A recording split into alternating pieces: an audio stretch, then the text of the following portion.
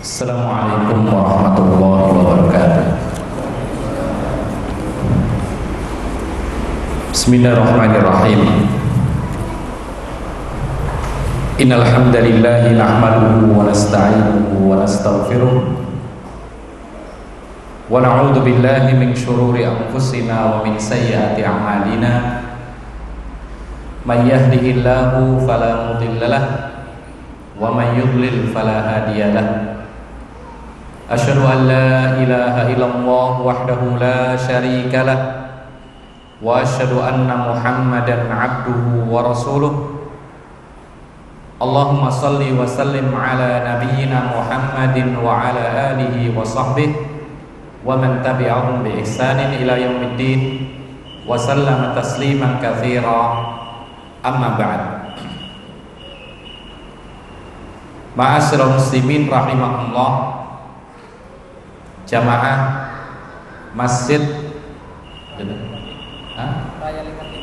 Masjid Raya Lingkar Timur Sidoarjo yang dimuliakan oleh Allah Subhanahu wa taala. Marilah sejenak kita duduk di tempat yang mulia, yang mana ketika kita duduk niatkan ibadah, itu yang pertama. Lalu yang kedua, niatkan jangan lupa juga mengingat Allah di dalam suatu majlis. Apabila kita tidak mengingat Allah, tidak pula bersalawat atas Nabi, maka majlis itu adalah masjid kerugian. Lalu yang ketiga, niatkan dalam duduk kita di sini, di hadapan kita nanti akan ada salat berjamaah, yaitu zuhur. Maka Rasul SAW mengatakan dalam sebuah hadis yang sahih, seseorang yang duduk menunggu salat, maka senantiasa dia didoakan oleh malaikat dengan maghfirah, ampunan dan rahmatnya Allah Subhanahu wa taala, dan senantiasa ditulis sebagai orang-orang yang sedang sholat. Jadi kita duduk sekarang, meskipun kita diam sambil menyimak, sambil mendengar, sambil berusaha memahami apa yang disampaikan, maka kita berharap pahala dari Allah, yaitu pahala sholat yang sangat melimpah. Kemudian salawat dan salam semoga selalu tercurahkan kepada junjungan kita, teladan terbaik kita, karena Allah Subhanahu wa taala mengatakan, laqad kana lakum fi rasulillahi uswatun hasanah. Sesungguhnya telah ada pada diri Rasulullah untuk kalian itu teladan yang paling baik. Sekarang kita tanya kepada diri kita, apakah kita ini menjadikan Nabi kita sebagai teladan yang paling baik? Apa jawabnya kira-kira? Ya atau tidak? Atau sudah atau belum? Kalau dijawab ya, tapi kenyataannya kadang tidak. Kalau dijawab sudah, banyak kenyataan yang menunjukkan bahwa belum kita jadikan Nabi Muhammad sebagai teladan kita, terutama untuk anak-anak kita. Banyak anak-anak kita yang lebih mengidolakan siapa? Orang-orang yang terkenal, dan tanpa melihat kepada akhlak dan agamanya. Banyak anak-anak kita menjadikan idola pemain bola yang paling terkenal, tanpa melihat apakah dia adalah muslim atau kafir. Bahkan sering kita dengar anak-anak yang ketika bermain-main, ketika bermain sambil menendang sesuatu dengan gaya seperti bintang sepak bola, kemudian sambil menyebut nama, tendangan Ronaldo, tendangan Messi, dan lain sebagainya, sampai terucap kata semacam ini karena ada, yaitu ketertarikan, kemudian merasa dia adalah orang yang hebat, kemudian menakjubkan dan lain sebagainya. maka ini tidak layak bagi seorang muslim. Bahkan tidak segan sebagian anak-anak kita memakai kaos yang bertuliskan nama-nama pemain bola kafir dan seterusnya. Kemudian orang tua seperti menganggap hal itu biasa, padahal ini tidak biasa bagi seorang muslim yang mengetahui bahwa teladan terbaik adalah Nabi kita Muhammad sallallahu alaihi wasallam. Ma'asyiral muslimin rahimahullah. Maka teladan kita yang terbaik adalah Rasulullah. Kalau ada teladan yang dikagumi oleh siapapun, baik di negeri kita atau di negeri yang lain, maka itu adalah nomor kesekian setelah Rasulullah sallallahu alaihi wasallam. Sampai-sampai Rasulullah sallallahu alaihi wasallam menjadikan tanda kesempurnaan iman itu apabila seorang muslim atau muslimah menjadikan Nabi Muhammad sallallahu alaihi wasallam adalah orang yang paling ia cinta. Kata Nabi sallallahu alaihi wasallam, "La yu'minu ahadukum hatta akuna ahabba ilaihi min walidihi wa waladihi wan nasi ajma'in." Tidak sempurna iman seseorang sehingga aku ini dijadikan orang yang paling dicintai daripada ayahnya atau orang tuanya, anak-anaknya, dan semua manusia. Tapi sekarang kenyataannya banyak saudara-saudara kita lebih cinta istrinya daripada Rasulullah. Ada di antara kita yang lebih cinta kepada anaknya daripada kepada Rasulullah. Ada di antara kita yang lebih cinta kepada pekerjaan daripada kepada Rasulullah. Buktinya ketika dipanggil suara azan, Allah dan Rasulnya menyuruh kita untuk bergegas menuju masjid. Tapi kadang-kadang kita merasa santai dengan pekerjaan kita, dengan anak-anak kita, dengan istri kita, sehingga melalaikan panggilan Allah dan panggilan Rasulullah sallallahu alaihi wasallam. Ma'asyiral muslimin rahimahullah. Apabila ada perkataan yang sangat menakjubkan, seandainya kita mendapatkan sebuah kalimat atau kata mutiara yang sangat menakjubkan kita, yang kita ingat terus, perkataan yang sangat hebat, perkataan yang bisa merubah jiwa kita, mempengaruhi jiwa kita. Seandainya ada sebuah kata mutiara yang betul-betul merubah hidup kita, maka yakinlah bahwa perkataan Nabi kita Muhammad sallallahu alaihi wasallam lebih baik daripada kata mutiara itu, apabila kata mutiara itu bukan dari Rasulullah sallallahu alaihi wasallam.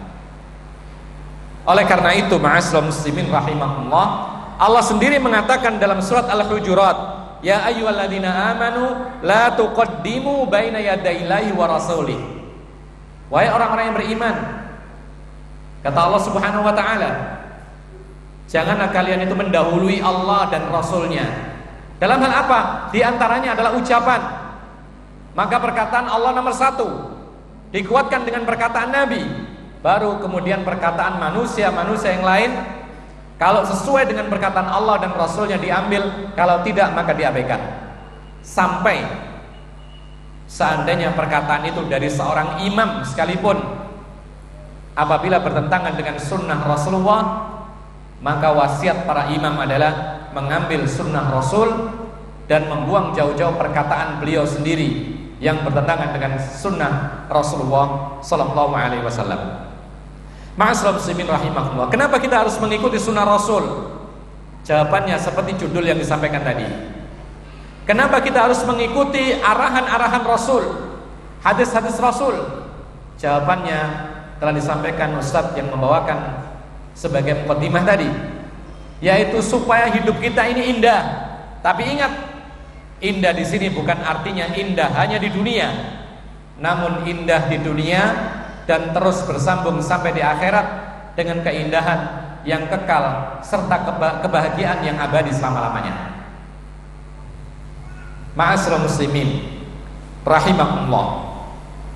Ada manfaat yang paling besar Disebutkan oleh para ulama, kalau dalam kehidupan kita ini mengikuti sunnah Rasul, bukan sunnah-sunnah yang lain, dalam segala aspek, dalam ibadah, dalam muamalah, dalam pernikahan, dalam menghukumi permasalahan, dalam pertikaian. Kalau kita mengikuti sunnah Rasul, artinya kita ini bernaung di bawah naungan sunnah Rasul, maka semuanya akan menjadi lebih indah dibandingkan jika kita mengikuti petunjuk-petunjuk selain petunjuk Rasul. Oleh karena itu, para ulama mengatakan, yang pertama, manfaat kita mengikuti Rasulullah SAW dalam segala macam ibadah kita. Maka semua ibadah kita tidak akan diterima oleh Allah sia-sia apabila kita tidak bernaung di bawah naungan sunnah Rasulullah SAW. Artinya apabila kita buat-buat sendiri dalam ibadah. Dan ibadah yang dimaksudkan di sini adalah ibadah-ibadah yang dibatasi oleh Allah tata caranya. Karena ibadah itu ada dua macam dalam hal tata cara.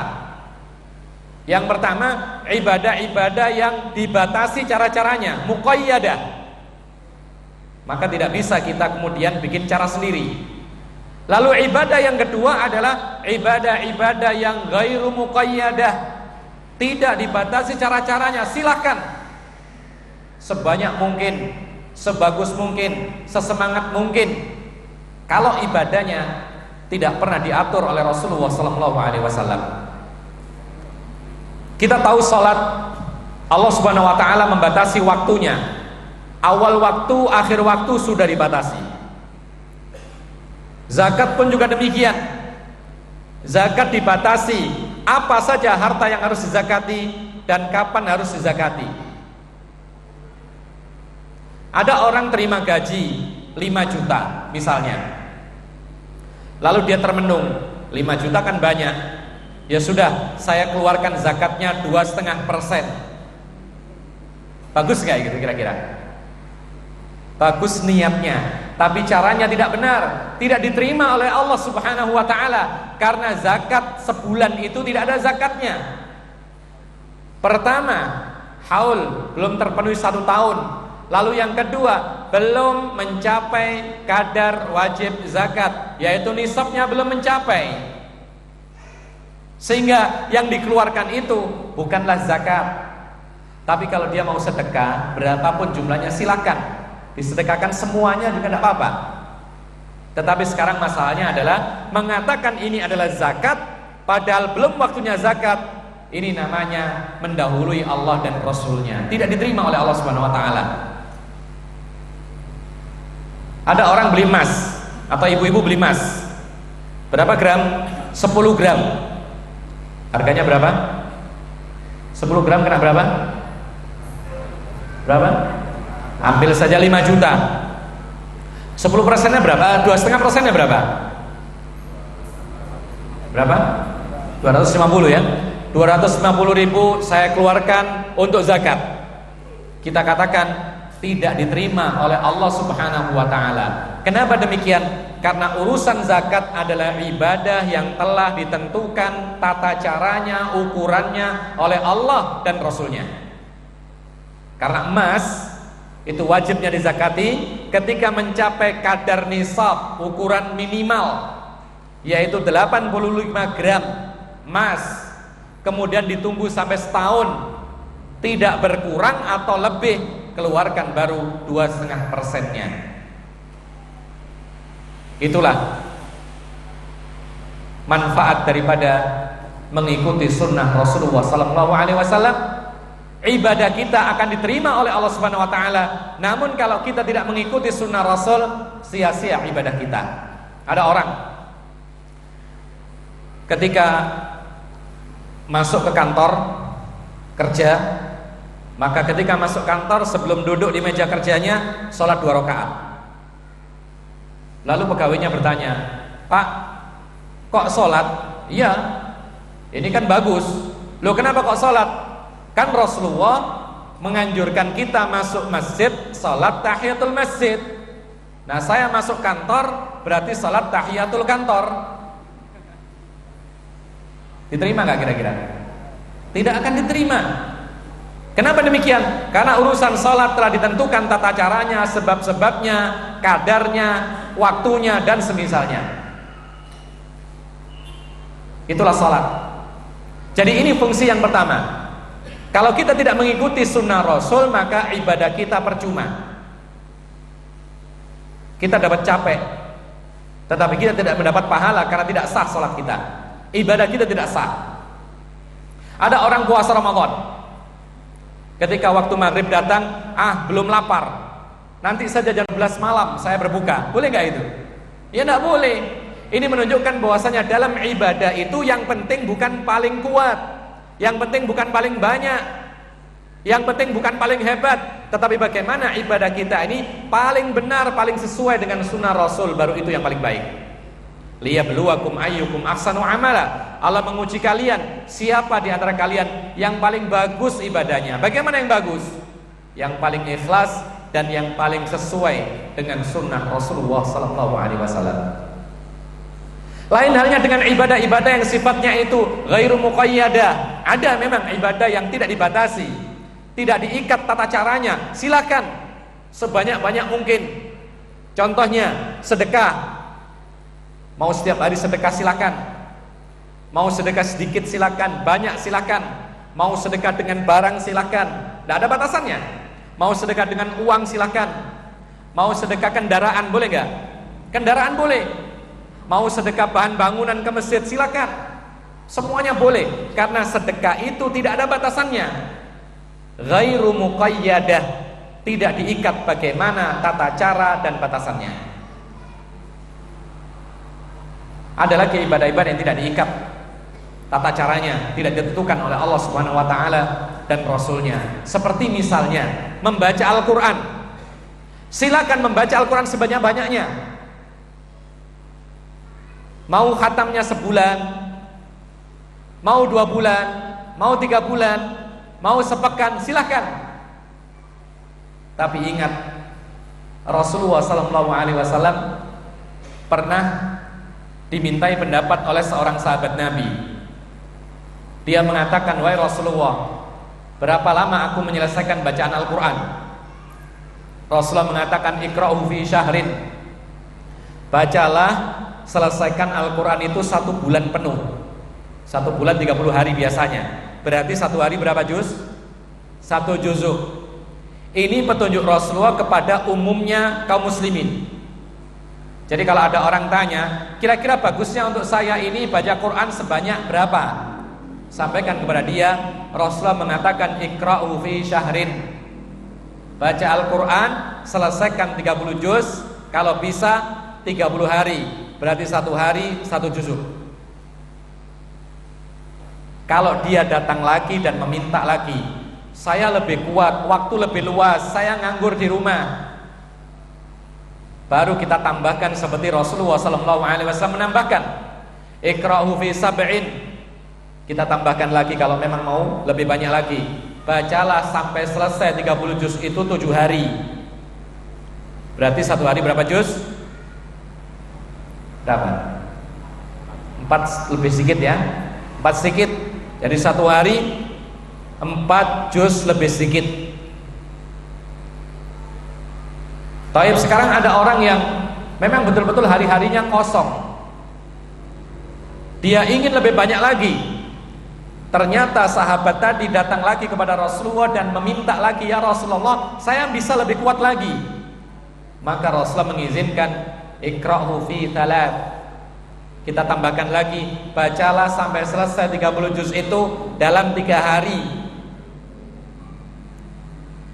Dan seandainya dia minta lagi, seandainya dia mengatakan bisa lebih kuat lagi, maka sampaikan apa yang dikatakan Rasulullah SAW, la yafqah man qara'al Qur'ana fi aqalla min thalath. Tidak akan bisa memahami Al-Quran orang yang membaca, menyelesaikan Al-Quran 30 juzuk kurang dari 3 hari. Sampaikan hal ini. Artinya tidak dianjurkan hal itu. Menghatamkan Al-Quran kurang dari 3 hari tidak dianjurkan, karena orang yang membacanya pasti tergesa-gesa, apalagi sehari khatam. Memang tidak ada larangan, tetapi Rasulullah SAW seolah-olah menganggap ini adalah perkara yang makruh, karena Al-Quran diturunkan bukan untuk bacaan semata-mata, tetapi untuk bacaan, untuk ditadaburi, untuk ditartil, untuk diamalkan. Makanya Rasulullah kalau membaca bukan cepat-cepat, tetapi Rasulullah SAW membaca Al-Quran dengan cara tartil, perlahan, mujawwadah, sesuai dengan tajwidnya dan seterusnya. Sehingga kata para ulama, bacaan Rasulullah kalau Al-Quran yang dibaca itu adalah qiraatuhu qiraatan mufassirah. Bacaannya itu seolah-olah orang sedang menafsirkan Al-Quran. Artinya baca perlahan, orang mendengar nyaman, bisa memahami apa yang dibacakan. Itulah bacaan Rasulullah SAW. Ini yang pertama. Jadi yang pertama, ketika kita mengikuti sunnah Rasulullah SAW, maka ibadah-ibadah kita tidak sia-sia. Ibadah kita dikabulkan oleh Allah Subhanahu wa Ta'ala. Yang kedua, ma'asyiral muslimin rahimakumullah, kalau kita mengikuti sunnah Rasul dalam segala aspeknya, terutama dalam ibadah-ibadah, setelah kita ini menjaga ibadah yang wajib lalu kita tambah yang sunnah, maka kita akan mendapatkan kecintaan Allah. Jadi Allah akan mencintai kita. Jadi para ulama mengatakan semua orang Islam pasti ingin dicintai oleh Allah. Betul ya? Semua kita ingin dicintai oleh Allah. Tidak ada kita ingin dibenci oleh Allah. Tidak ada kita ingin masuk neraka. Sampai-sampai orang yang berzina, mencuri dan lain sebagainya, semua ingin masuk surga. Cuman kadang-kadang mereka mengatakan terpaksa, sehingga mencuri, berzina dan lain sebagainya. Tapi pada hati kecil mereka ada fitrah, mereka ingin selamat dunia akhirat. Cuman ketika ada kesempatan maka imannya melayang sehingga dia mencuri, berzina dan lain sebagainya. Maka setiap orang Islam pasti ingin dicintai oleh Allah. Tapi ingat, untuk mendapatkan kecintaan Allah itu tidak mudah. Ada syaratnya, ada rukunnya. Di antaranya adalah kalau kita rajin mengamalkan sunnah Rasul. Kadang-kadang kita ini keliru. Kalau mendengar oh itu sunnah, alhamdulillah ditinggalkan. Ya, ada begitu. Ketika mendengar apa hukumnya salat malam, dia tanya sampai ketemu jawabannya sunnah, alhamdulillah, nggak usah salat. Ya. Ada lagi orang mengatakan ketika dia melakukan pelanggaran, minum sambil berdiri, kemudian ditegur, nggak boleh. Dia tanya ke Ustadz, minum sambil berdiri hukumnya apa? Sunnah. Lu nggak haram? Nggak. Alhamdulillah, senang meninggalkan sunnah. Bukan demikian orang Islam. Orang Islam itu tekun melaksanakan sunnah-sunnah Rasul. Kenapa demikian? Karena di antara manfaatnya dia akan mendapatkan kecintaan Allah Subhanahu wa Ta'ala. Kalau Allah mencintai kita, maka Allah meridhai kita. Kalau Allah meridhai kita, maka Allah akan memasukkan kita ke dalam surganya. Oleh karena itu, ma'asyiral muslimin rahimakumullah, masalah kecintaan Allah ini bukan yang paling penting itu bagaimana mengatakan saya cinta Allah, bukan. Karena sebagian orang kemana-mana mengatakan saya cinta Allah, tapi ketika ditanya apa buktinya, ya begini-begini saja. Sunnah-sunnah Rasul diabaikan, petunjuk-petunjuk Rasul diabaikan. Yang difavoritkan adalah tokoh-tokoh selain Nabi SAW. Maka ini hanya klaim. Makanya ada sebagian para ulama mengatakan laisa sya'nu an tuhib wa innama sya'nu an tuhab. Sebagian para ulama mengatakan yang paling penting itu bukan mengatakan saya ini cinta Allah. Bukan itu yang paling penting. Tapi yang paling penting bagaimana Allah itu mencintai engkau. Itu yang paling penting. Artinya kalau mengklaim saya cinta Allah, kami cinta Allah, semua bisa mengatakan. Orang munafik pun juga bisa mengatakan. Jadi tidak penting kita kemana-mana mengatakan kami generasi cinta Rasul, generasi Qurani. kami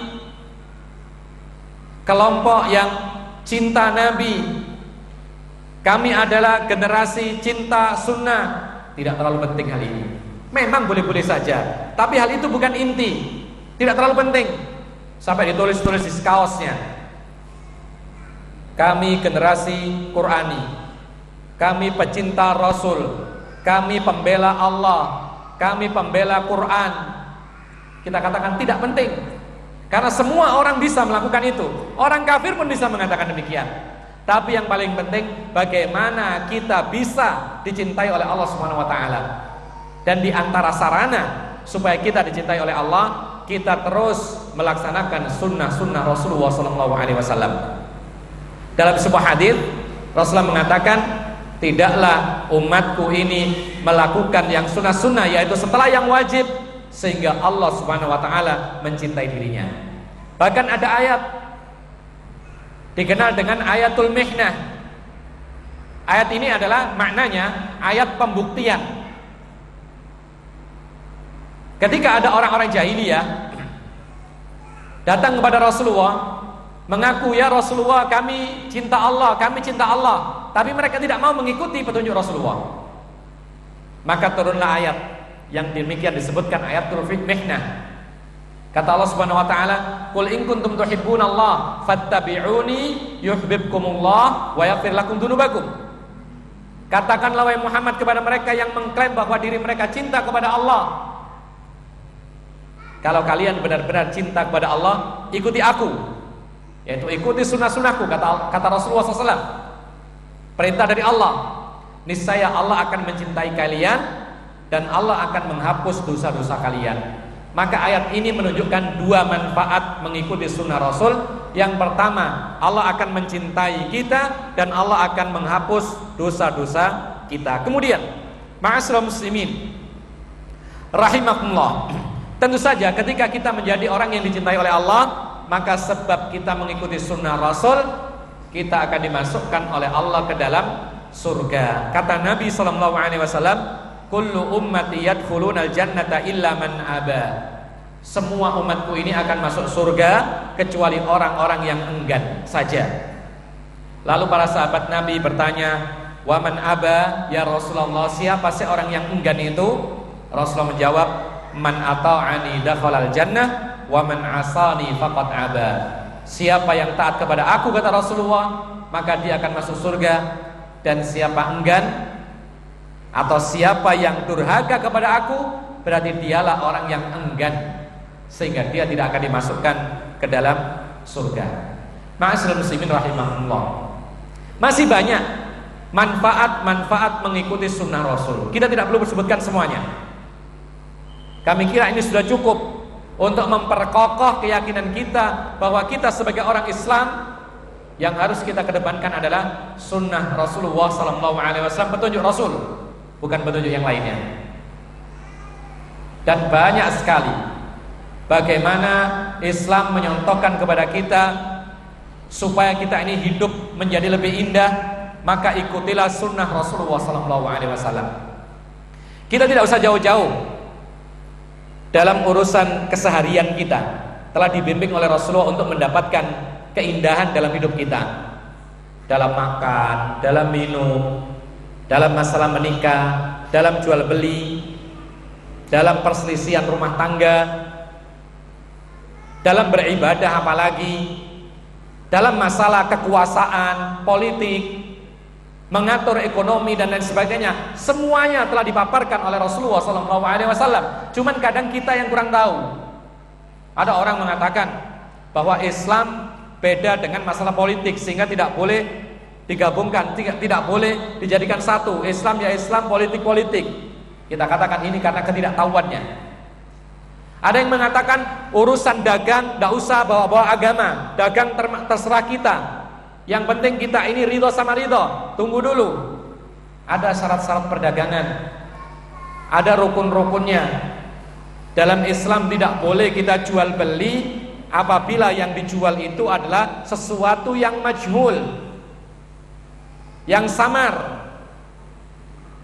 Tidak boleh. Kenapa demikian? Karena di antara syarat jual beli itu adalah barangnya betul-betul diketahui. Atau para ulama mengatakan dalam jual beli itu juga ada syarat. Apa itu? Al-ilmu bithaman.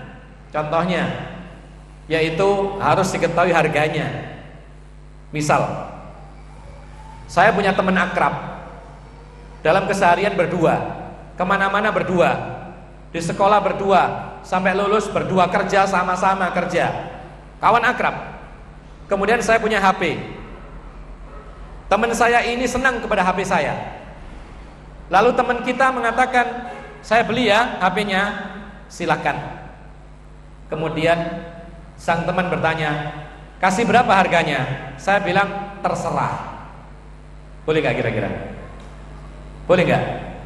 Tidak boleh. Para ulama mengatakan ini syarat. Jual beli harus ma'lumus tsaman. Harus diketahui pasti harganya. Tidak boleh terserah. Kalau terserah, kawan kita menganggap, oh ini teman sendiri akrab, dia bayar 500.000. Saya memikirkan, ini teman saya, paling sambil bantu, paling nanti ngasihnya 1,5 juta. Jadi saya memikirkan ini 1,5. Ternyata dia membayar cuma 500.000 dengan harga terserah. Akhirnya yang terjadi apa? Sakit hati. Jadi Islam telah mengatur, meskipun teman sendiri, sebutkan harganya. Jangan sampai ada yang mengganjal. Jangan sampai jadi sebab pertikaian, pertengkaran dan semisalnya. Inilah Islam. Jadi kalau kita mengikuti sunnah, maka tidak ada yang mengganjal, tidak ada sakit hati. Sampai-sampai dalam Islam ditunjukkan kepada kita bagaimana seorang yang jual beli sedang tawar menawar, ada orang ketiga, jangan masuk dulu. Kalau urusannya barangnya satu, sedang ditawar, jangan masuk dulu, selesaikan dahulu, ya atau tidak. Kalau iya diambil, kalau tidak dilepas, baru orang ketiga masuk. Karena Nabi SAW melarang kita jual beli di atas jual belinya orang lain yang belum selesai. Kenapa demikian?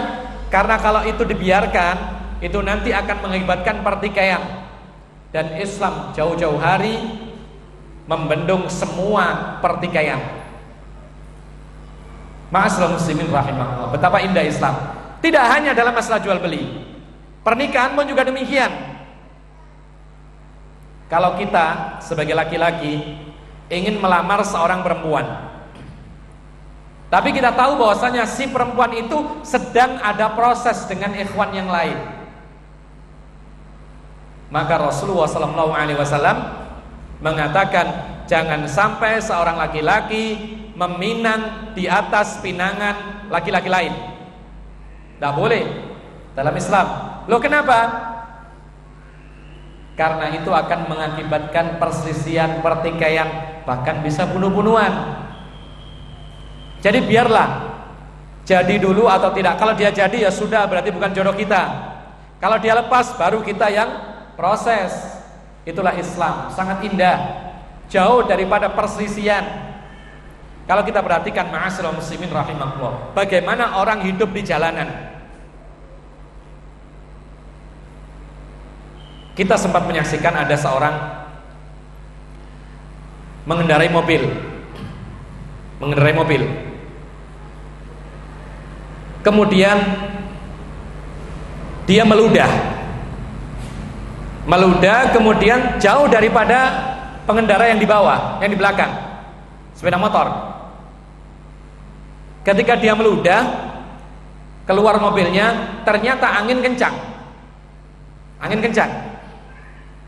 Maka orang yang di belakang yang mengendarai sepeda motor itu kena percikannya sedikit, tidak banyak, sedikit kena percikannya.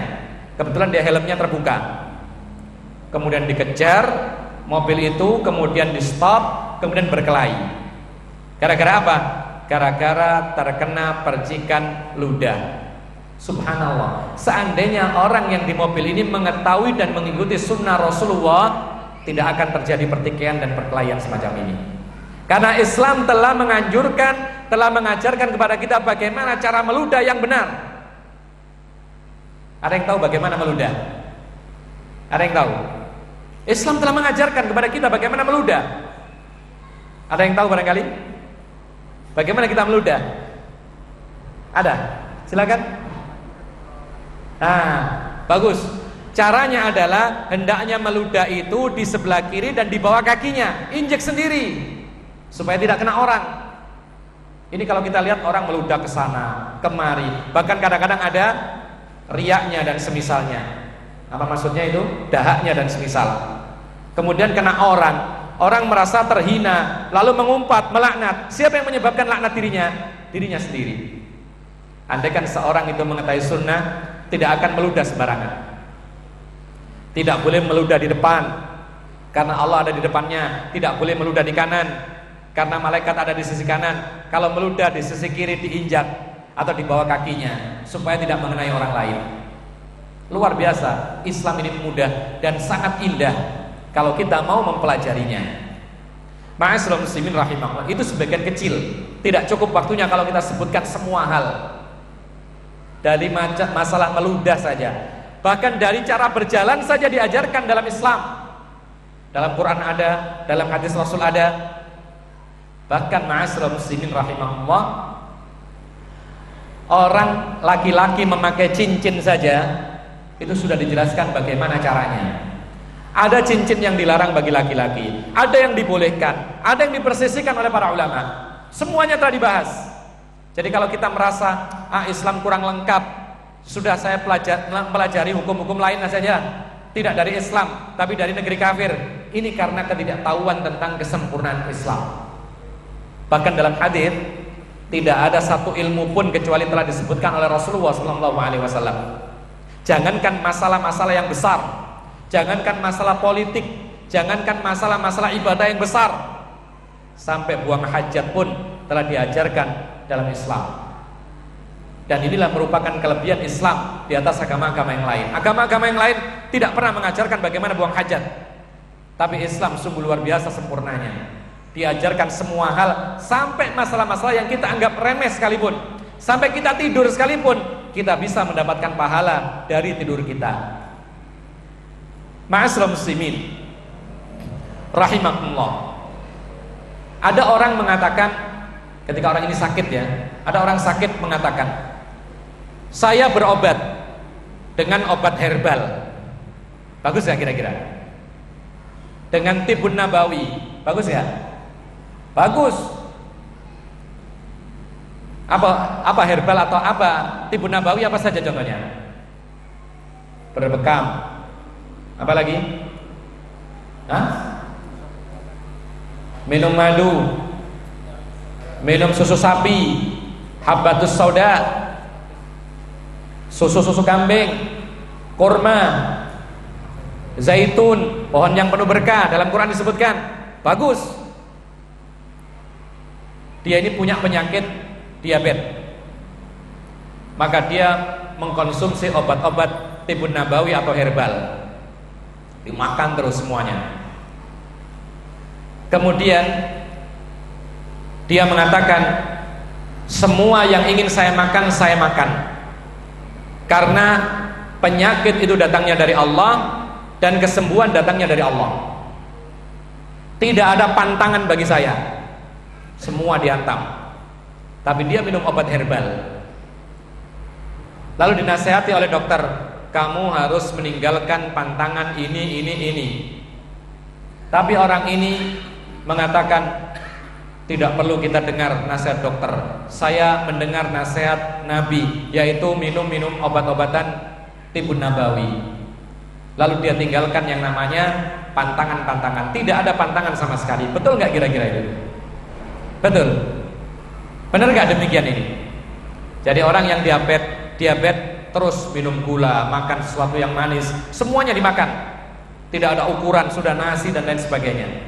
Kita katakan ini timbul karena kurang mengerti Islam.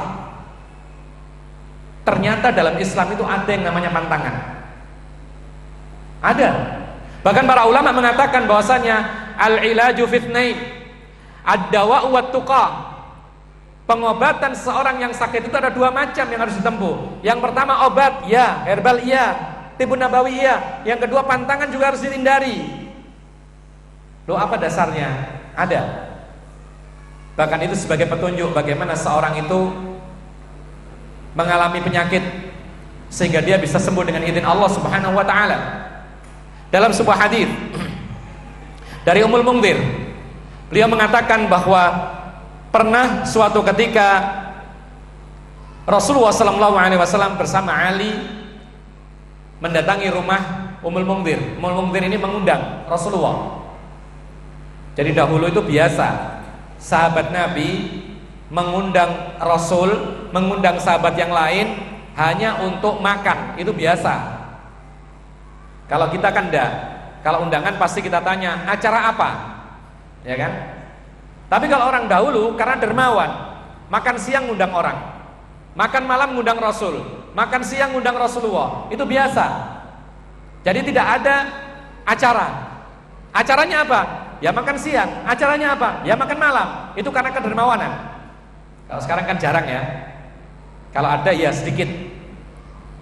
Jadi kalau zaman dahulu Ummul Mungdir, bahkan dalam kesempatan yang lain, neneknya Anas bin Malik mengundang Rasulullah untuk makan. Pernah. Makan apa? Ya makan siang. Bukan untuk kemantenan, bukan untuk sunatan, bukan. Tapi hanya untuk makan di rumahnya neneknya Anas. Sekarang ini Ummul Mungdir juga mengundang Rasulullah SAW untuk hanya sekedar makan. Maka datanglah Rasulullah bersama Ali bin Abi Thalib. Maka disuguhkanlah karena panen kurma, maka dipetikkan kurma satu tandan. Satu tandan itu isinya ratusan.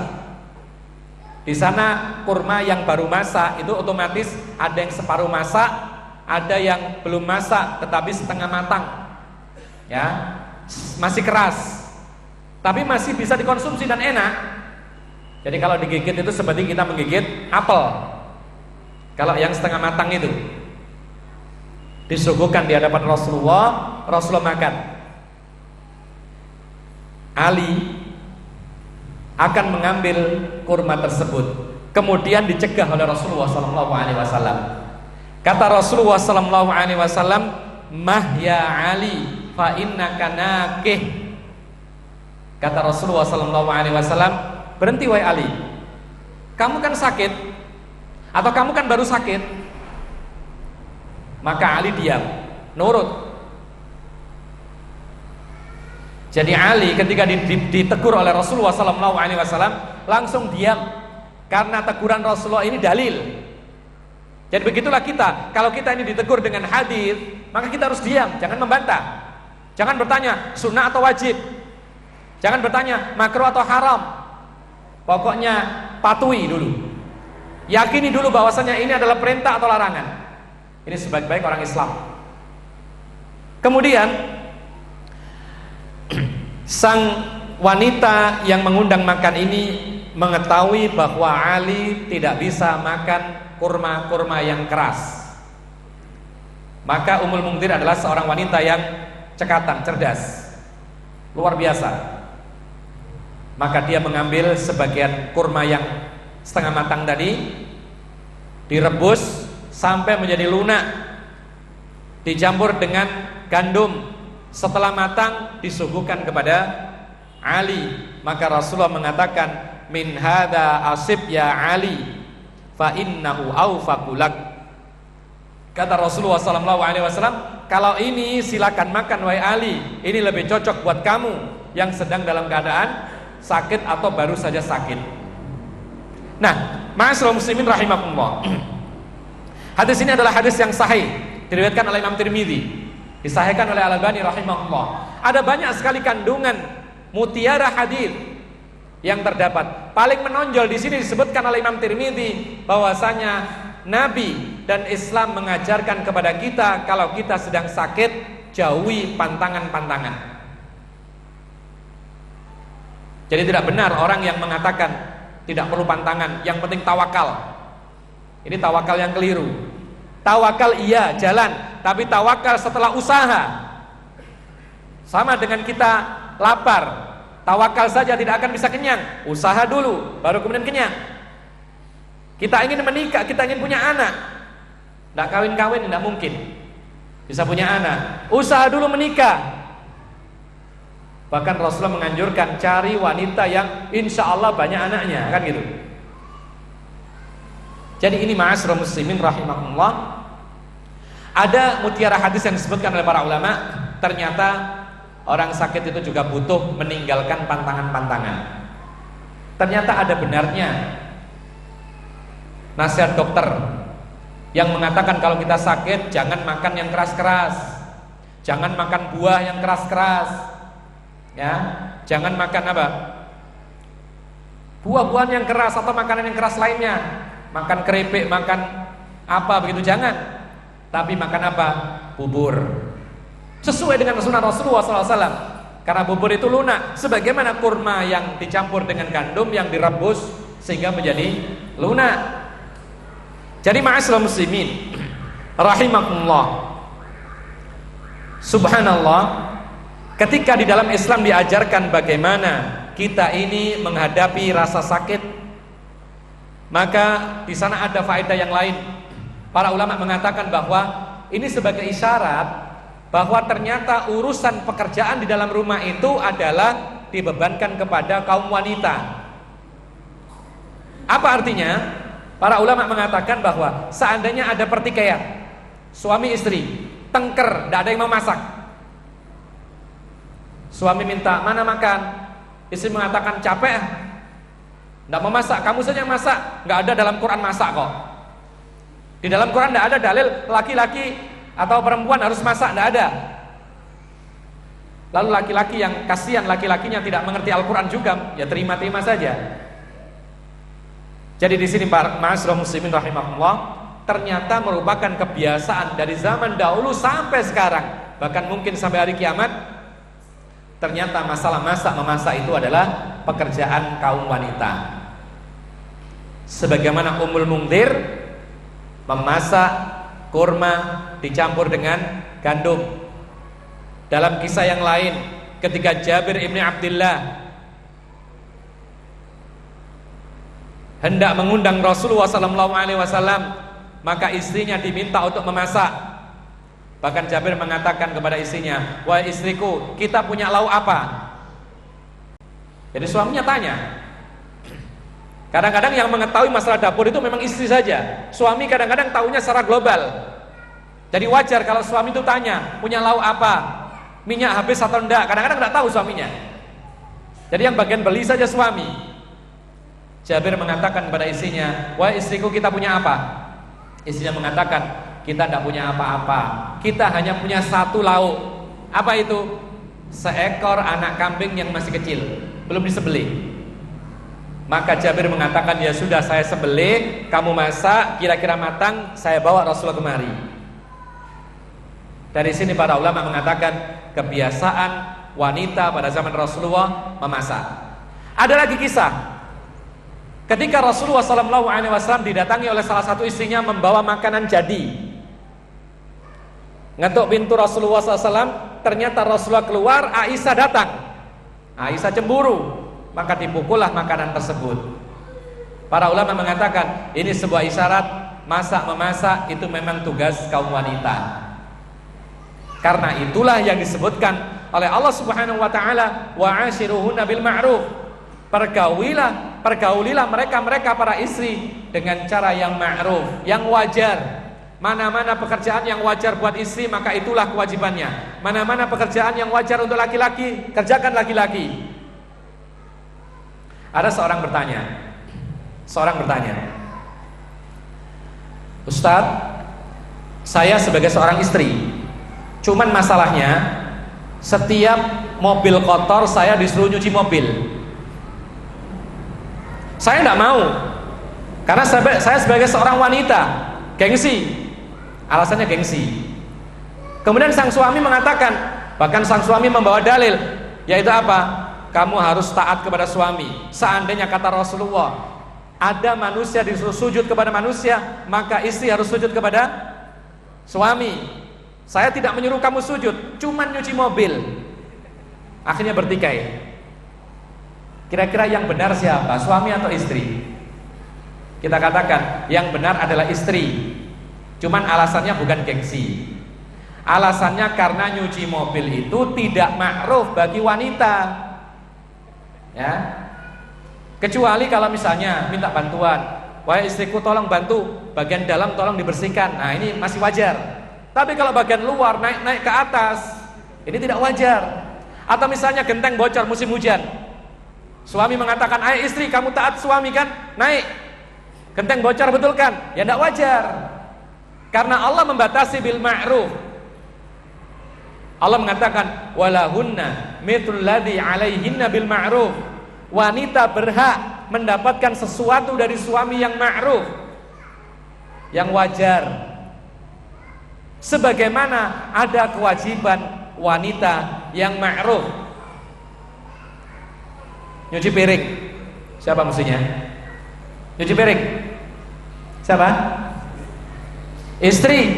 Tapi bolehkah suami membantu? Sangat boleh, Masya Allah. Dalam hadis Aisyah mengatakan, Rasulullah kalau sampai di rumah itu dia mengerjakan pekerjaan-pekerjaan rumah. Jadi subhanallah, kita ini bukan siapa-siapa, bukan nabi, bukan rasul, bukan pemimpin, bukan panglima perang, bukan presiden, bukan pak camat dan lain sebagainya. Tidak mau menyentuh piring satupun. Kadang-kadang merasa apa? Merasa hilang gantengnya. Apalagi masalah gendong anak, oh naudzubillah, tidak boleh begitu.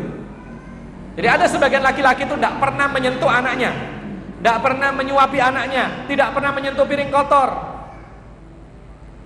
Lain halnya masalah pakai selendang ya, lain lagi ini ya. Karena sebagian ikhwan kita lihat kemana-mana pakai selendang, ya kurang wajar juga gitu loh. Tapi kalau sekedar menggendong anaknya, membantu istrinya, menyuapi juga, menyiapkan pakaian anaknya, kenapa sih kok tidak dibantu istrinya? Sesekali mencucikan piring, sesekali mencucikan baju, tidak ada masalah, karena itulah Rasulullah. Sampai-sampai dalam sebuah hadis, Rasulullah itu pernah ketika sandalnya putus dijahit sendiri. Tidak mentang-mentang dia laki-laki panggil istrinya, ayo jahit sandal, tidak. Kalau dia mampu dijahit sendiri, pakaian koyak dijahit. Kalau kita bagaimana? Kita buang mungkin ya. Tapi Rasulullah dijahit selama masih bisa dipakai. Itulah Rasulullah SAW, bisa menempatkan sebagai seorang laki-laki, tetapi dia sangat sayang kepada keluarganya. Ma'asyiral muslimin rahimakumullah. Jadi masalah pekerjaan-pekerjaan di rumah tangga itu telah diatur dalam Islam dengan aturan-aturan yang luar biasa indah. Pekerjaan-pekerjaan yang layak buat istri maka itu istri, yang layak buat suami itu suami. Kadang-kadang suami istri bertikai gara-gara apa? Gara-gara lampu putus. Lampu di atas putus, lalu bertengkar. Sampai akhirnya apa? Mengadu ke ustadz. Gara-gara lampu satu putus. Sang suami mengatakan, saya capek habis kerja, kamu naik ganti lampu itu. Sang istri mengatakan, takut. Suami mengatakan, gitu saja takut. Akhirnya bertikai. Kita katakan, wajar nggak pekerjaan itu untuk istri? Kalau tidak wajar, mau tidak mau sang laki-laki. Sama dengan tadi mencuci piring, mencuci baju, setrika dan lain sebagainya. Itu hukum asalnya tugas perempuan. Kecuali kalau sang suami menyediakan pembantu rumah tangga, ini beda lagi. Tapi kalau tidak ada pembantu rumah tangga, maka suami pekerjaannya adalah pekerjaan yang layak bagi laki-laki. Sang istri kerjaannya adalah kerjaan yang layak bagi istri. Itu yang diatur dalam Islam. Ma'asyiral muslimin rahimakumullah. Para ulama telah membahas bagaimana pertengkaran suami istri. Karena kita membicarakan masalah suami istri, ada seorang laki-laki mengeluhkan masalahnya tentang istrinya. Dia mengatakan, Ustaz, ini pernikahan saya yang ketiga. Loh, kok bisa ketiga? Yang pertama cerai, yang kedua lebih cepat lagi cerainya, ini yang ketiga kayaknya mau cerai juga. Kita katakan, nanti 10 kali pun akan cerai terus kalau begini caranya. Kita tanyakan, apa sebabnya? Diceritakan, yang pertama, Ustadz, istri saya yang pertama dahulu ini sudah tidak cantik, ya, tidak bisa masak lagi. Saya sabar sebulan 2 bulan, tidak bisa berubah, tetap saja begitu, saya cerai. Baik, kita tampung informasinya. Lalu yang kedua, Masya Allah, parasnya bagus, saya senang. Kemudian memasaknya pinter, Cuman Ustadz, dia tidak suka atau tidak pernah sholat malam. Saya paksa sholat malam, tidak mau sholat malam, saya cerai juga. Nah yang ketiga ini yang lebih hebat lagi. Dia sudah parasnya bagus, saya senang, ibadahnya kuat, masaknya bagus. Cuman satu, dia tidak mau berhenti bekerja. Ini masalahnya. Sehingga apa? Sehingga sering bertengkar dan sebentar lagi mau saya cerai. Ini gimana ini? Subhanallah, Rasulullah SAW telah memberikan petunjuk yang sangat bagus bagaimana seorang suami menghadapi kekurangan istri, sebaliknya istri menghadapi kekurangan suami. Kata Nabi SAW, la yafruq mu'minun mu'minatan in kariha minha khuluqan radhiya minha akhar. Kata Nabi SAW, jangan sampai suami itu membenci istrinya gara-gara satu perangai yang buruk. Kalau dia mendapati perangai yang buruk dari istrinya, niscaya dia akan mendapati dari istrinya perangai-perangai yang baik. Artinya apa? Artinya seorang suami tidak boleh perhatiannya fokus tertuju pada kekurangan istri, sebagaimana istri tidak boleh fokus pandangannya tertuju pada kekurangan suami. Kenapa demikian? Karena manusia tidak ada yang sempurna. Manusia bukan malaikat. Wanita-wanita kita, istri kita bukan bidadari. Jadi kalau ada ikhwan, sempat ada ikhwan minta pendapat, tapi intinya dia itu minta dicarikan akhwat. Cuman syaratnya terlalu ketat. Ustaz, carikan akhwat yang sangat muda. Maksudnya muda gimana? Belasan tahun, Masya Allah. Terus gimana kriterianya? Yang putih, yang cantik, yang tinggi, yang kaya, kalau bisa yang agamanya bagus. Kalau ada, anak ambil sendiri. Kita katakan, insya Allah antum tidak akan mendapatkan, karena di dunia ini tidak ada yang sempurna. Setelah itu baru dia sadar, oh bagaimana? Demikian dan demikian. Jadi masalahnya ikhwan fillah azakumullah, kita harus yakin bahwasanya ketika kita mencari pasangan maka tidak ada yang sempurna. Tapi Islam mengajarkan kepada kita bagaimana ketidaksempurnaan itu bisa menjadi sempurna di mata kita. Kata Nabi tadi, jangan membenci kekurangan istri. Kalau ada kekurangan, tutupi dengan kelebihannya, sempurna di mata kita. Makanya jangan heran ya, kalau ada seorang laki-laki Masya Allah, dan kita melihat di kampung kita ada laki-laki tampannya luar biasa, gagahnya luar biasa, kaya, ya, akhlaknya baik.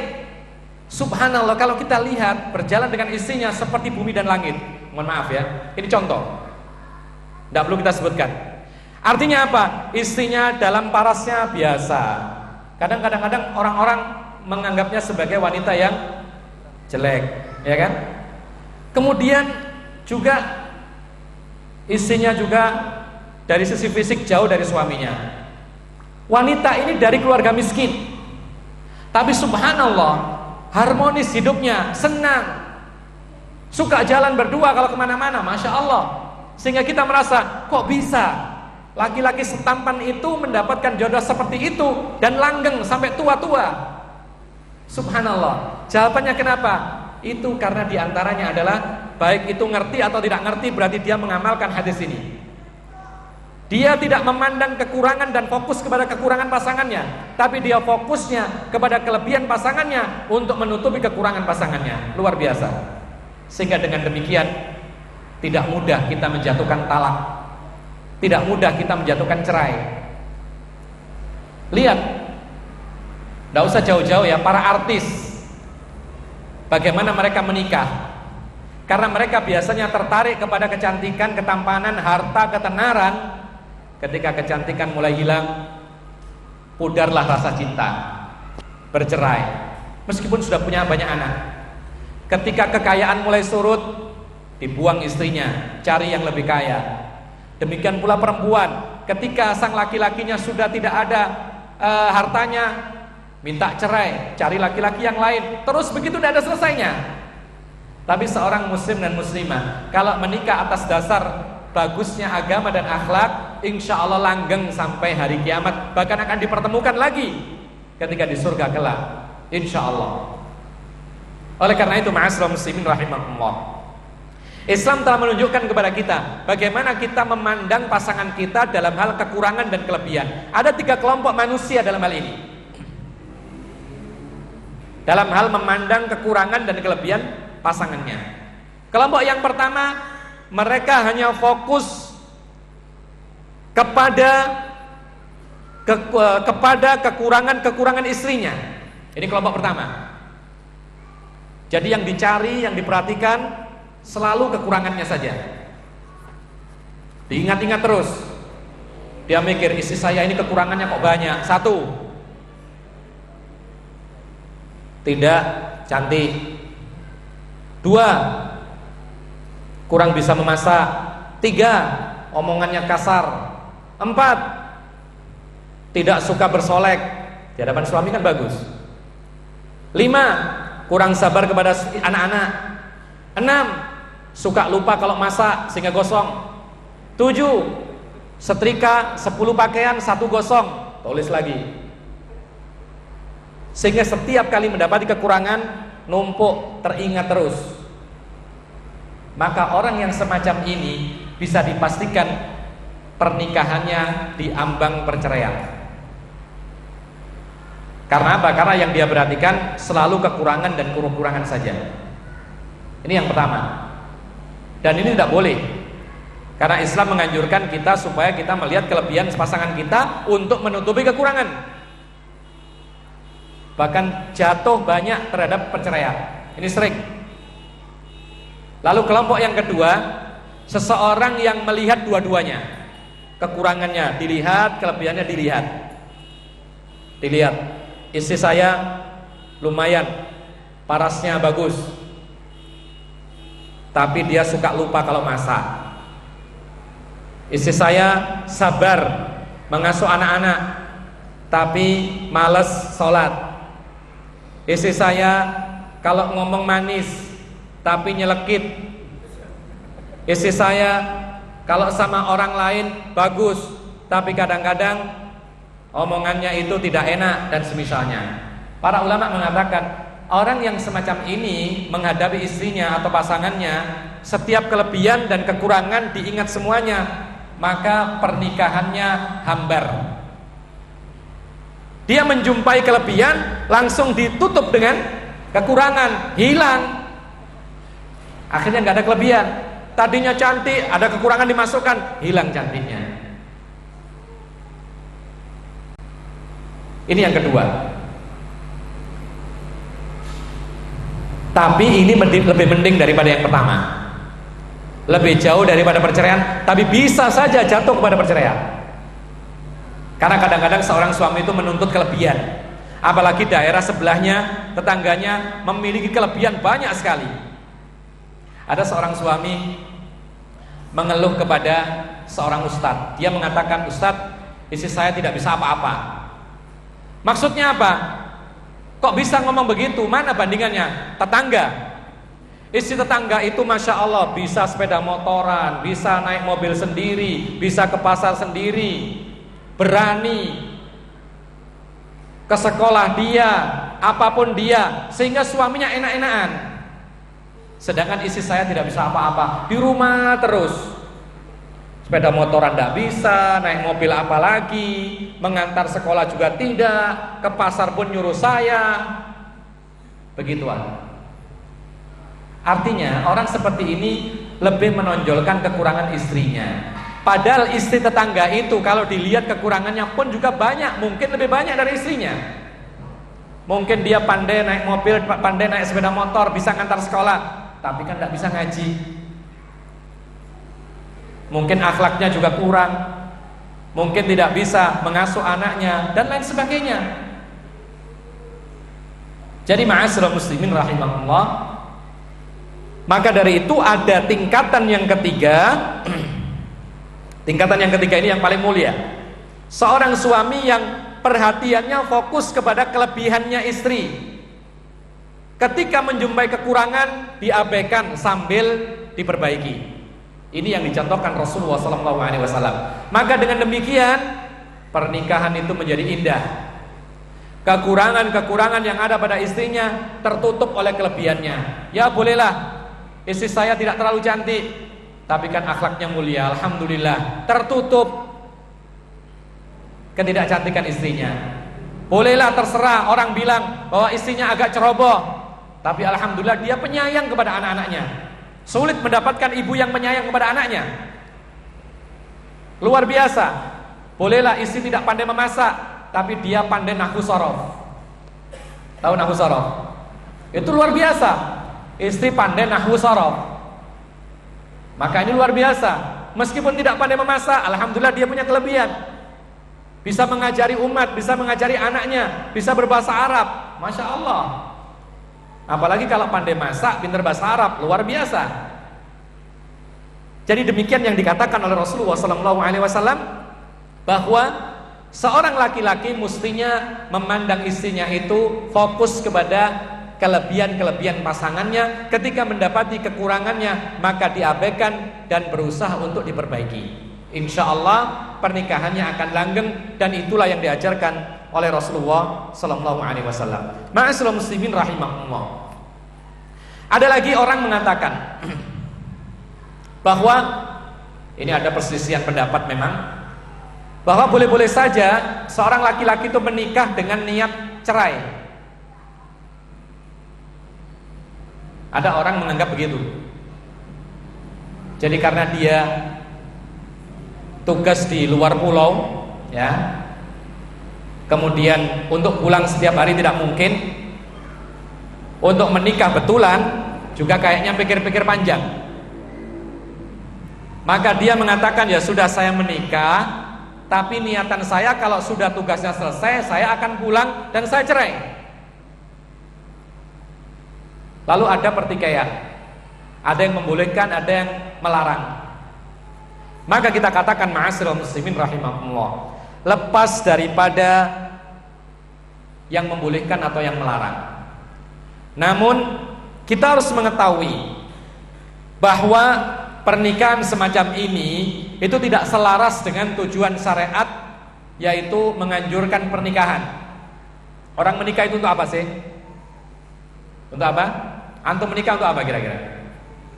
Untuk satu, mendapatkan sakinah, mawaddah, warahmah. Sakinah jangan dibaca sikinah loh ya. Kalau sikinah itu pisau-pisauan nanti. Sakinah itu adalah ketentraman, ya. Karena Allah mengatakan litaskunu ilaiha, supaya kalian itu menjadi atau mendapatkan ketentraman dengan menikah. Jadi ini perkataan Allah. Orang menikah itu hatinya tentram. Berarti kalau orang tidak menikah itu hatinya belum tentram. Itu pasti. Selalu pikiran dan lain sebagainya. Makanya segera menikah kalau bisa. Yang belum. Jadi inti daripada pernikahan itu adalah mendapatkan sakinah, mawaddah, kasih sayang, warahmah, mendapatkan rahmat Allah turun dari langit kepada mereka orang-orang yang sudah menikah. Kita lihat kalau orang niatnya bercerai setelah tugas, maka di hatinya tidak ada keinginan mendapatkan sakinah, mawaddah, warahmah. Inginnya apa? Inginnya hanya melampiaskan hawa nafsu saja. Maka dari sini pun sudah niatan nikah ini bertentangan dengan nikah yang diperintahkan dalam agama. Kemudian ma'asyiral muslimin rahimakumullah, dari perkataan nikah saja itu sudah bertolak belakang dengan nikahnya dia yang berniat pisah. Kalau kita ambil kata nikah, nakaha, ya, sama dengan kawin, ya kan? Dari kata kawana, yukawinu, nakaha, yankihu, jama'a, yajma'u, dhamma, yadhmu, semuanya artinya adalah berkumpul. Jadi orang menikah itu untuk kumpul, bukan untuk bisa. Jadi kalau kita nikah, nanti 2 tahun lagi saya akan cerai, tidak benar nikahnya. Itu Islam. Tapi bukan berarti tidak boleh sama sekali cerai. Ada jalan terakhir kalau memang tidak mungkin bersatu, maka insya Allah ada kebaikan. Bercerai, maka bercerai itu lebih baik. Tapi ingat, jangan mudah-mudah bercerai sebelum ada usaha mempersatukan. Makanya ada islah, hendaknya ada perbaikan, perdamaian dalam pernikahan itu. Jadi kalau setiap cekcok kemudian bercerai, maka tidak akan ada pernikahan. Oleh karena itu, ma'asyiral muslimin rahimakumullah, kenapa menikah itu untuk berkumpul? Bahkan para ulama sebagian mengatakan orang nikah itu tujuannya berkumpul sampai mati. Ya. Kalau ada orang mengatakan tujuan menikah adalah berkumpul, tapi ya kalau langgeng saya teruskan, kalau tidak saya akan cerai. Kita katakan itu tidak benar. Berarti pikirannya bergantung kepada apa? Kepada nantinya. Coba-coba. Padahal menikah itu bukan coba-coba. Jadi jangan sampai menikah, ya coba, belum begitu kenal, belum begitu tahu, lalu menikah. Kalau cocok saya teruskan, kalau tidak, ya sudah saya cerai. Jangan demikian. Islam mengajarkan kepada kita itu nikah ala basirah. Menikah itu betul-betul tahu pasangannya. Sehingga kalau kita belum pernah melihat, dianjurkan untuk melihat. Rasulullah SAW ketika bertemu dengan salah seorang sahabatnya, yaitu Mughirah ibn Syu'bah, berpapasan dengan Rasulullah. Lalu Rasulullah dikabari, wahai Rasulullah, saya telah mengkhitbah, meminang seorang wanita. Perhatikan di sini, saya telah meminang seorang wanita. Apa kata Rasulullah? Faqala li Rasulullah, hal nadharta ilaiha? Apakah kamu sudah melihat si wanita itu? Perhatikan. Fakultu la, wahai Rasulullah, kata beliau, saya belum melihat sama sekali calon saya. Siap menikah tanpa melihat. Dan ada pernikahan-pernikahan zaman dahulu, mereka terjadi pernikahan tapi belum sempat melihat. Karena apa? Karena mereka sama-sama melihat secara maknawi. Mereka melihatnya bukan wajah, bukan rambut, tetapi apa? Akhlak wa din. Dan itulah seharusnya. Artinya melihat wajah dan yang semisalnya itu hanya sebagai pelengkap, bukan inti. Tapi Rasulullah menganjurkan tetap dilihat, meskipun itu adalah pelengkapnya. Kata Rasulullah SAW, "Fangdur ilaiha fa innahu ahra an yu'dama bainakuma." Maka lihatlah dia, karena dengan melihat itu lebih mengekalkan pernikahan kamu berdua. Perhatikan, Rasulullah mengatakan an yu'dama.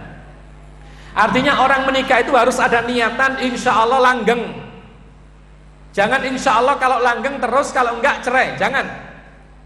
Nah, makanya kita harus betul-betul mengetahui calon kita itu siapa. Jangan tergesa-gesa mendengar, oh di sana ada akhwat bagus, pergi. Lihat nazar, ternyata enggak cocok, balik pulang.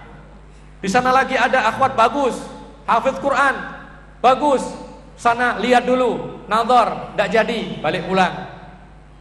Berapa banyak wanita yang dilihat secara fisik tetapi tidak jadi. Itu kenapa? Karena motivasi pertama menikahnya salah. Karena dia mendahulukan nazar, berarti dia mendahulukan apa? Mendahulukan fisik. Ya, penampilan, wajah. Dalam Islam lihat, sampai para sahabat itu ada yang tidak melihat fisik loh. Dan diperintahkan Rasulullah untuk melihat fisik, karena ini melengkapi. Artinya Mughirah ibn Syu'bah menikah atas dasar ilmu, mengetahui calonnya, agamanya bagus, akhlaknya bagus, sudah diketahui meskipun tidak melihat. Oleh karena itu sebuah kesalahan yang banyak dilakukan oleh ikhwan, ya, mungkin di sini banyak yang diutamakan adalah nazar, melihat calon dulu baru kemudian proses. Ini keliru. Mestinya proses dulu sampai sekiranya matang 95% jadi, baru terakhir adalah nazar. Supaya apa? Supaya ketika kita proses sebelum nazar, kita proses, kita saling tukar informasi, ada perantara loh ya. Kalau bisa jangan terlalu percaya diri sehingga tanpa memakai perantara. Rasulullah saja pakai perantara ketika menikah dengan Maimunah. Siapa perantaranya? Abu Rafi, seorang nabi loh. Tidak mungkin dia berdusta ketika menikah. Yang dinikahi sahabiyah tidak juga berdusta, tapi perlu adanya perantara. Untuk apa? Untuk meminimalkan fitnah. Sekarang kan banyak ikhwan akhwat SMS-an. Subhanallah, pondok ikhwan, pondok putri, pondok akhwat itu bisa SMS-an. Padahal tidak pernah ketemu. Kok bisa begitu loh? Ya bisa saja, sekarang caranya banyak. Ya kan? Dicari di Facebook, Instagram dan semisalnya. Jadi bisa berhubungan dengan SMS tanpa perantara, terlalu percaya diri. Sehingga apa? Kalau seorang laki-laki yang belum halal dengan perempuan lalu berhubungan SMS-an, telepon-teleponan, ya sama dengan pacaran. Cuman tidak ketemuan gitu saja. Nah, kalau orang pacaran itu yang diungkapkan semuanya yang baik. Pasti. Rencana-rencana yang tinggi-tinggi. Oh, Dek, nanti kalau menikah nanti saya akan buka bisnis. Ya. Pabrik ini, pabrik itu. Masih rencana. Kemudian nanti kalau sudah menikah, saya akan boyong ke Jakarta. Di sana nanti kita kontrak rumah yang bagus. Kemudian nanti saya akan mendaftar ke sana kemari dan semisalnya. Itu semuanya tidak diperlukan. Kenapa demikian? Karena itu belum terlaksana. Makanya para ulama mengatakan perlu adanya perantara. Untuk apa? Untuk menghindari kedustaan dan berlebih-lebihan. Kemudian supaya apa? Supaya aib-aib yang ada pun juga disampaikan. Sehingga seorang menikah betul-betul dia melihat dengan ilmu yang dia dapatkan dari perantaranya. Jadi ma'asyiral muslimin rahimakumullah. Kita kembali kepada kisahnya Al-Mughirah ibnu Syu'bah. Dia diperintahkan untuk melihat supaya apa? Supaya betul-betul langgeng pernikahannya. Setelah semuanya cocok, saling tahu, baru kemudian dicocokkan terakhir dengan melihat. Sehingga ikhwan fillah azakumullah, kalau seandainya kita ini pertama kali proses adalah melihat, nazar, sudah nazar saling cocok, ya. Kadang-kadang begitu.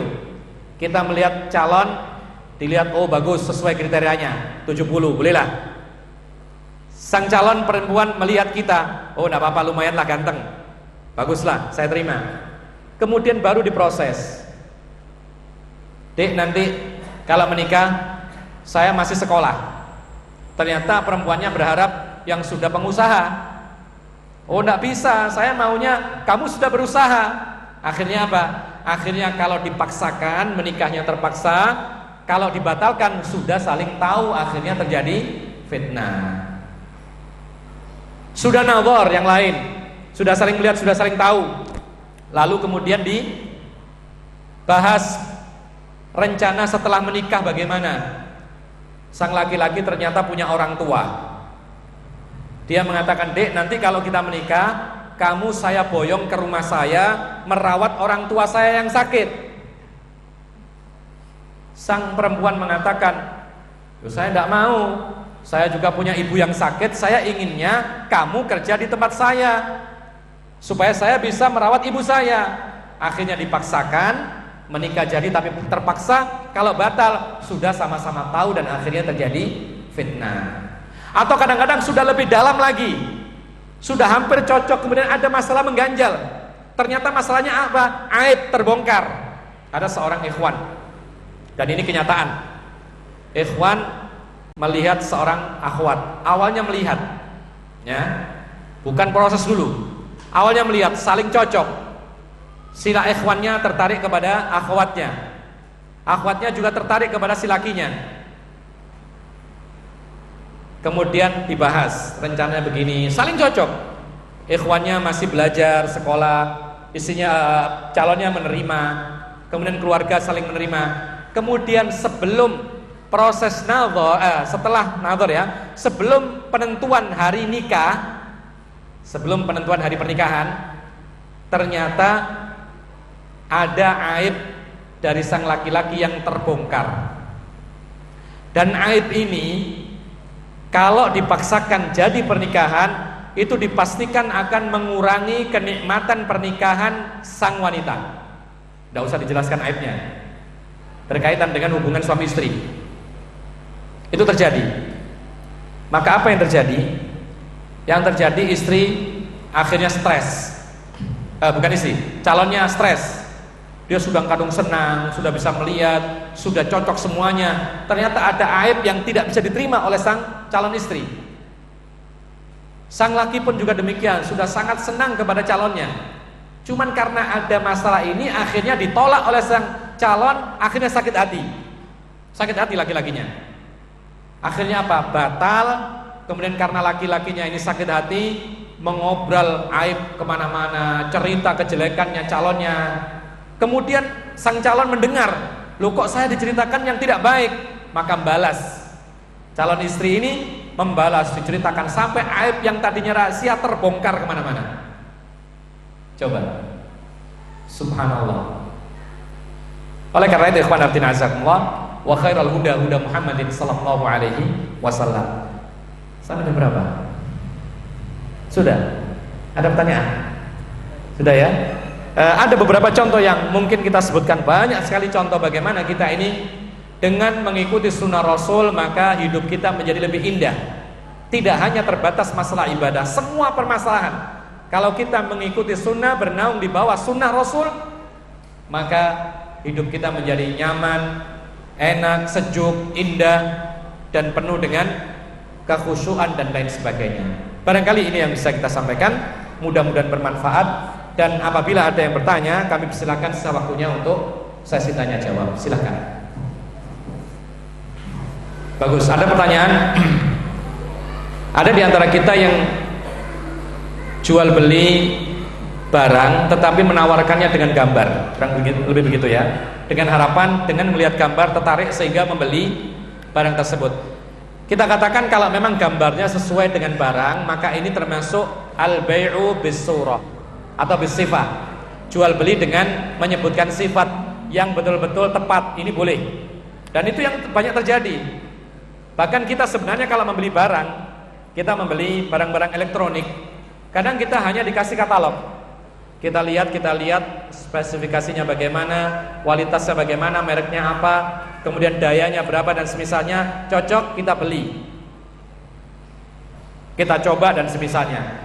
Para ulama mengatakan seperti ini adalah al-bai'u bis-sifat, jual beli dengan cara menyebutkan sifat, boleh. Tapi ingat sifatnya harus betul-betul sesuai dengan kenyataan, baru diperbolehkan. Kalau tidak sesuai maka menjadi gharar, tipuan, maka ini tidak boleh. Yang tidak boleh itu seperti sekarang banyak jual beli online, ya. Itu banyak yang tidak boleh karena apa? Karena banyak sekali gharar. Contohnya, ada kemarin teman kita marah-marah betul ketika membeli celana, ya, celana di online, dilihat bagus gambarnya, harganya demikian, kainnya sebutkan mereknya demikian, tebalnya sekian dan semisalnya, ternyata datang tidak sesuai. Marah-marah, ditelepon yang jual beli tadi. Kemudian yang menjual mengatakan, ya sudah kembalikan saja Pak, kembalikan saja ke kami, nanti kita kirim gantinya. Kemudian dia mengatakan, yang beli ini mengatakan, terus saya mengirim balik ini ongkosnya siapa? Ya ditanggung bapak sendiri. Nah ini sudah gharar, ya kan? Karena tadinya belum ada perjanjian kalau dia itu tidak cocok harus dikembalikan dengan biaya sendiri. Ini termasuk gharar, tidak boleh. Akhirnya dengan terpaksa dia kembalikan dengan ongkos sendiri. Kemudian dikirim lagi barang malah lebih jauh lagi dari gambar tadi. Semakin marah lagi. Akhirnya apa? Ya sudah diterima apa adanya meskipun tidak sesuai dengan gambar. Ini adalah jual beli yang haram karena Nabi sallallahu alaihi wasallam melarang, naha Rasulullah sallallahu alaihi wasallam an bai'il gharar, tentang jual beli yang terdapat tipuan yang tidak jelas, yang tidak pasti dan semisalnya. Ini yang pertama. Lalu yang kedua, ma'asyiral muslimin rahimakumullah, jual beli online bisa haram kalau seandainya apa? Kalau seandainya salah satu dari pembeli atau pedagang tidak terpercaya. Dan itu banyak terjadi. Ada sebagian teman ketika melihat jual beli online yang tidak terkenal, ya, barangnya dilihat bagus, kemudian harganya sekian-sekian, kemudian dia transfer. Kemudian ditunggu. Dia mengatakan, kalau rezeki saya barang datang, kalau tidak ya hilang. Maka ini tidak boleh, ini gharar namanya. Jadi kalau kita jual beli online harus tahu betul ini terpercaya atau enggak. Kan ada kan situs-situs yang memang terpercaya, kalau tidak dapat bisa diklaim, kalau tidak cocok bisa dikembalikan dan semisalnya. Silakan. Tapi kalau tidak terpercaya, jangan sekali-kali kita jual beli dengan online semacam ini. Wallahu a'lam bishawab. Ada pertanyaan, bolehkah kita mengatakan kepada pelaku bid'ah, kamu tidak masuk surganya Allah karena kamu lancang mendahului Allah dan Rasul dengan dalil surat Al-Hujurat ayat 1. Tidak benar memvonis orang yang melakukan bid'ah atau maksiat itu dengan tidak masuk surga. Bahkan kalau dia bersumpah itu dibalik sama Allah. Ya, dalam sebuah hadis, siapa yang bersumpah atas namaku mengharamkan seseorang surga, maka aku batalkan amalan dia dan aku ampuni dosanya orang ini. Dalam kitab tauhid disebutkan demikian. Jadi kita tidak boleh mengatakan pada pelaku bid'ah bahwa engkau tidak akan masuk surga. Kita tidak tahu kok. Mungkin saja bid'ahnya diampuni oleh Allah. Bisa nggak kira-kira? Bisa. Selama itu bukan syirik. Atau mungkin ketika sebelum mati, dia kan masih hidup tadi. Sebelum mati dia sempat bertaubat. Wa tubu ilallahi jami'an ayyuhal mu'minun la'allakum turhamun. Bertaubatlah kepada Allah semua kalian dari semua dosa, supaya kalian mendapatkan rahmat Allah Subhanahu wa taala. Tidak ada yang menghalangi Allah untuk menerima taubatnya seseorang. Jadi ikhwan fillah azakumullah, jangan sampai kemudian kita memvonis orang masuk neraka atau sebaliknya memvonis orang masuk surga. Hanya kita mengharapkan apabila ada orang baik insya Allah masuk surga. Apabila orang yang bermaksiat ini diancam oleh Allah dengan neraka. Bahkan para ulama mengatakan seandainya ada orang kafir hidup, ya, tidak boleh kita memvonis kamu ahlun nar, kamu penduduk neraka, tidak boleh. Sama halnya dengan ada orang Islam masih hidup, kita vonis kamu pasti masuk surga, tidak boleh.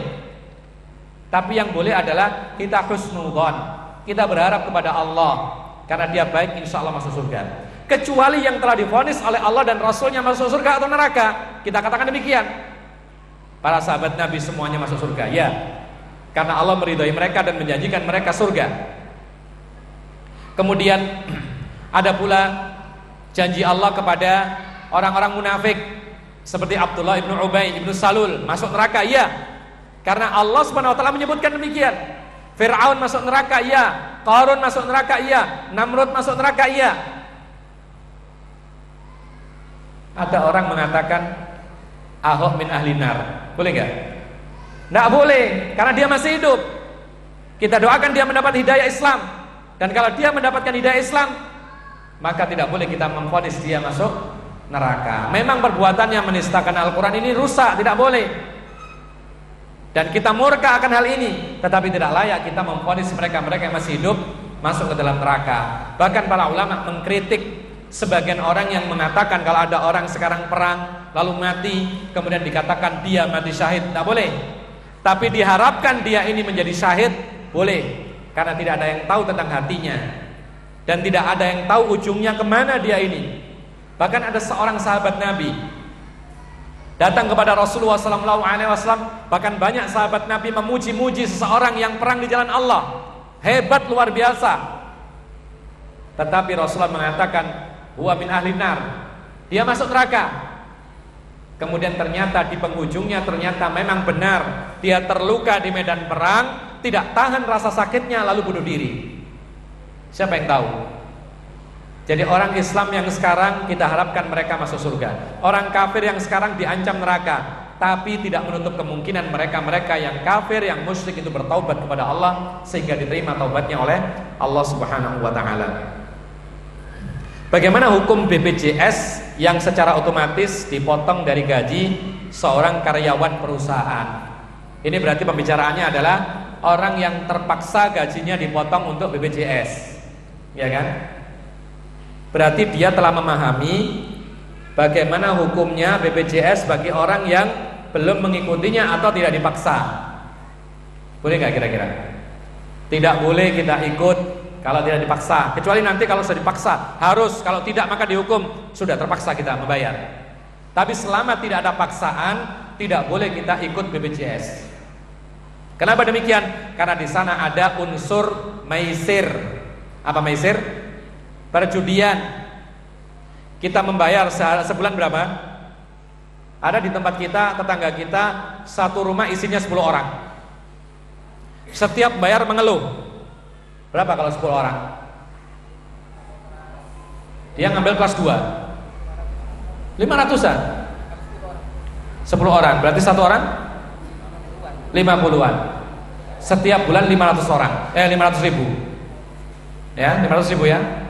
Kemudian kadang ada yang sakit dapat, kadang-kadang dalam setahun penuh tidak ada yang sakit, tapi bayar terus ya, bayar terus, tidak bisa lewat. Bahkan kalau telat ada dendanya? Ada. Jadi dari sini pun ketahuan ini bukan ta'awun, bukan kerjasama, bukan talang menolong, tapi ini pemaksaan, tetapi secara halus. Kalau kita tidak dipaksa, tidak usah ikut. Banyak-banyak bertawakal kepada Allah dan husnudzon kepada Allah, insya Allah Allah memberikan kesehatan, gitu loh. Ya. Sebagian kita itu lemah tawakalnya, semua diasuransikan. Jiwanya diasuransikan, rumahnya diasuransikan, jangan-jangan nanti terbakar. Mobilnya diasuransikan, kalau ketabrak nanti dapat ganti. Pendidikan diasuransikan, nanti kalau sekolah biar gak bingung. Apalagi perkawinannya mungkin kalau ada, kalau cerai dapat ganti. Sehat dan sakitnya diasuransikan, semuanya diasuransikan. Sampai mohon maaf ya, sebagian artis di luar itu mengasuransikan anggota tubuh yang vital. Subhanallah. Jadi kalau ada penyakit dapat ganti. Maka ini namanya kurang tawakal. Jadilah seperti Rasulullah SAW, tidak pernah ikut asuransi, tidak pernah, dan tidak pernah mengadakan asuransi. Rasulullah bisa saja loh mengadakan asuransi. Dia sebagai pemimpin, ayo sahabat-sahabatku, sekarang urunan setiap bulan. Nanti kalau ada yang sakit kasih banyak-banyak, kalau nggak ada, nggak ada. Bisa. Tapi Rasulullah tidak pernah melaksanakan demikian. Kemudian jangan dikira perusahaan asuransi itu selalu untung. Di suatu negeri kadang-kadang terjadi musibah yang secara merata. Akhirnya apa? Akhirnya semua korban harus disantuni sebanyak itu, sehingga merugi, bisa bangkrut perusahaannya. Tapi karena mereka tahu perhitungannya sekiranya menguntungkan mereka, maka mereka buat. Ya, bahkan gajinya kepala asuransi ini lebih besar daripada kepala Bank Indonesia. Kabarnya demikian. Karena memang keuntungan mereka besar. Tapi ingat, ini ketika apa? Ketika tidak terjadi musibah yang merata. Jadi yang rugi adalah masyarakat. Memang kadang-kadang ada yang untung. Sebab ada di antara jamaah kita bertanya, Ustaz, saya punya ayah sudah tidak akan sembuh lagi penyakitnya. Loh kok bisa begitu? Komplikasi. Ya. Bolehkah saya ikut BPJS? Karena dengan membayar sekali dia terus mendapatkan gantinya. Kita katakan jangan. Karena itu bukan hak dia. Dia membayar sekali kemudian harus mendapatkan banyak-banyak. Orang tidak akan ridho demikian. Kemudian satu sifat yang tercela, kita memberi sedikit mengharap lebih banyak kembalinya. Ini termasuk al-mutaffifin. Dalam Al-Quran, wailul lil mutaffifin. Jadi ketika orang itu memberi tapi mengharap kembalinya banyak, ini dilarang dalam Islam. Jadi ma'asyiral muslimin rahimahullah, tawakallah kepada Allah Subhanahu wa taala. Kemudian karena terjadi di dalamnya ada unsur perjudian, sama halnya dengan kita ini seperti asuransi mobil ya. Orang membayar setiap bulan berapa asuransi mobil itu? Berapa? Yang ikut asuransi mobil? Tidak berani ngomong. Mungkin 200.000 atau mungkin 100.000. Ketika kecelakaan pasti dapat ganti, bahkan lebih besar dari apa yang dibayar. Ini pun juga gharar. Ketika tidak terjadi kecelakaan, dia tidak dapat apa-apa. Padahal siapa yang ingin kecelakaan kan gitu. Jadi ikhwan fillah azakumullah, kalau kita masih bisa menghindarinya maka hindarinya. Kecuali kalau terpaksa seperti yang ditanyakan ini, maka ya sudah, tidak usah mengambil apa yang tidak menjadi haknya. Andai kan harus mengambil, maka ambillah sebatas apa yang dibayar, seperti harta riba. Fa in tubtum falakum ru'usu amwalikum la tadlimuna wa la tudlamun. Kalau kalian tobat dari riba, maka kalian hanya berhak mengambil ra'sumal. Apa ra'sumal? Modal yang dibayarkan, supaya kalian tidak berbuat zalim dan kalian tidak terzalimi. Wallahu alam bissawab. Ada pertanyaan di sini.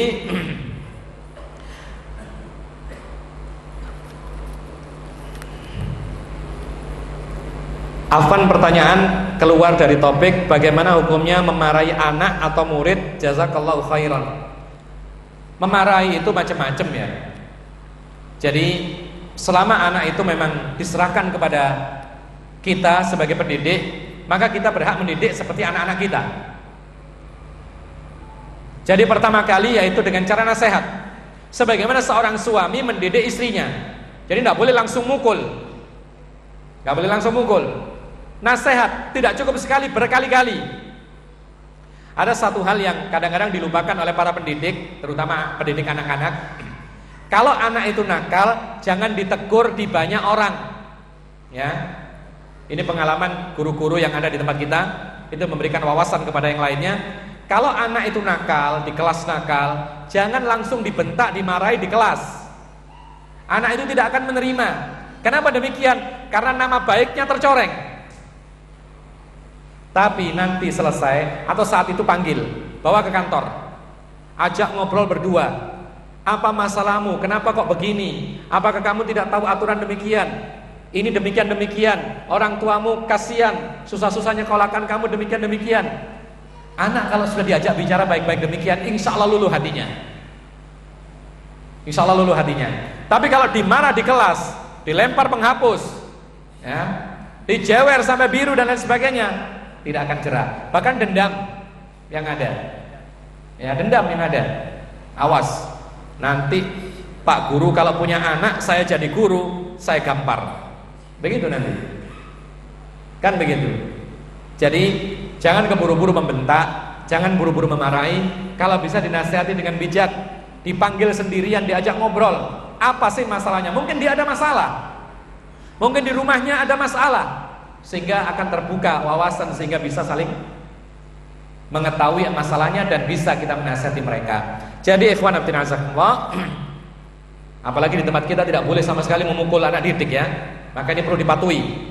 Jadi gunakan cara-cara yang baik, cara-cara yang mendidik, bagaimana supaya anak itu sadar. Lakukan pendekatan-pendekatan, ajak bicara berdua dan lain sebagainya. Insya Allah mereka akan sadar.